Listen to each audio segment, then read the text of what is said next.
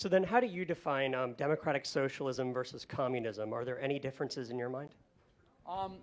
It's based on the severity of the implementation. And so I get this, people say, Charlie, socialism has never been tried. No, no, no. Socialism has been tried, just has never worked. And it never will work. There's a big difference there.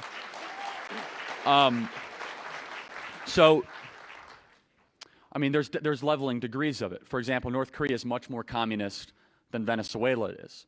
That doesn't mean Venezuela is more, you know, they're still on morally equivalent shaky ground, but of course there's varying degrees, such as during the rise of the Soviet Union, they had pseudo-communist states all around the world, something that I wish more people studied and realized that communism was tried in almost every vector of, you know, every continent. For example, communism was tried in Zimbabwe.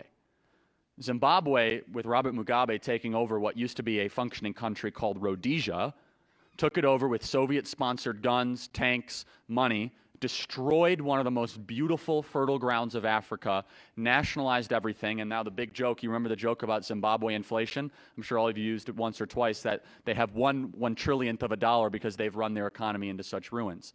And so it's not as if we don't have test cases for these ideas. We have a remarkable amount of test cases. I mean, they tried forms of communism in India and in Afghanistan and in Pakistan, and they tried it in the Southeast Asia, in Laos, Cambodia, and Vietnam. And we tried it and isolated too, because the argument was, well, we need a really isolated example. We can't get more isolated than Cuba. They're literally an island.